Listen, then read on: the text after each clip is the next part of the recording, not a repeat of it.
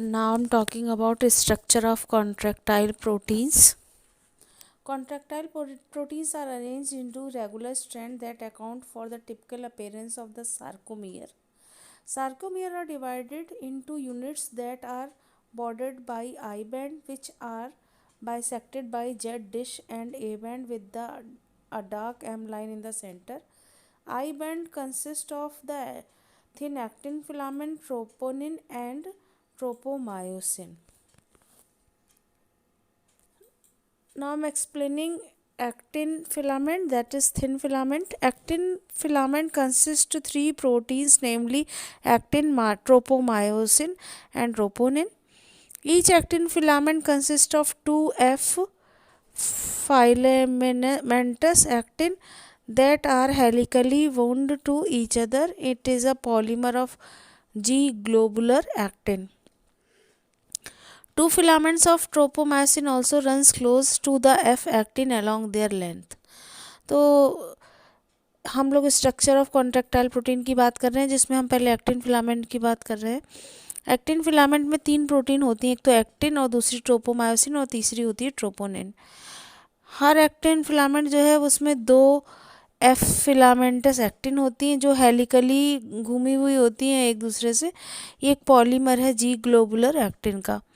दो filament tropomyosin के साथ में रन करते हैं एफ एक्टिन के बगल में ही पूरी लेंथ में. Two filament of tropomyosin also runs close to the F actin along their length.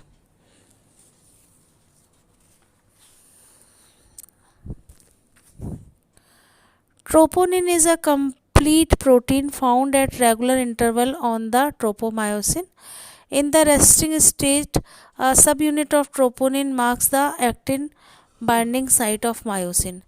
तो ट्रोपोनिन एक कॉम्प्लेक्स प्रोटीन होती है जो रेगुलर इंटरवल पे मिलती है ट्रोपोमायोसिन के, और रेस्टिंग स्टेज में एक सब यूनिट ट्रोपोनिन जो है इसको मास्क किए होती है, ढके होती है actin binding site of myosin को.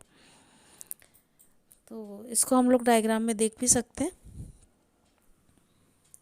Now I'm talking about myosin filament, that is thick filament. Myosin is a polymer of meromyosin. Each meromyosin has two important part. तो मायोसिन पॉलीमर है मीरोमायोसिन का, और हर मीरोमायोसिन के दो important part होते हैं. A globular head with a short arm and a tail. The head with the short arm is called the heavy meromyosin HMM, and the tail is called light meromyosin LMM. तो head जो होता है short arm का उसको heavy meromyosin HMM कहते हैं, और tell जो होता है उसे लाइट मीरोमायोसिन LMM कहते हैं. The HMM component projects outwards at the regular distance at an angle from the surface of the polymeric myromycin. It is known as a cross arm. The globular head function as ATPase enzyme and has binding site for the ATP and active site for actin. HMM component project करता है बाहर की तरफ regular distance पे एक angle पे surface पे polymeric meromyosin का, इसको क्रॉस आर्म कहते हैं.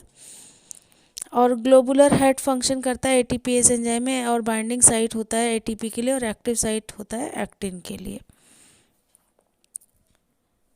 The spread through the muscle fibre and cause the release of calcium ion from the sarcoplasmic reticulum and the sarcoplasm.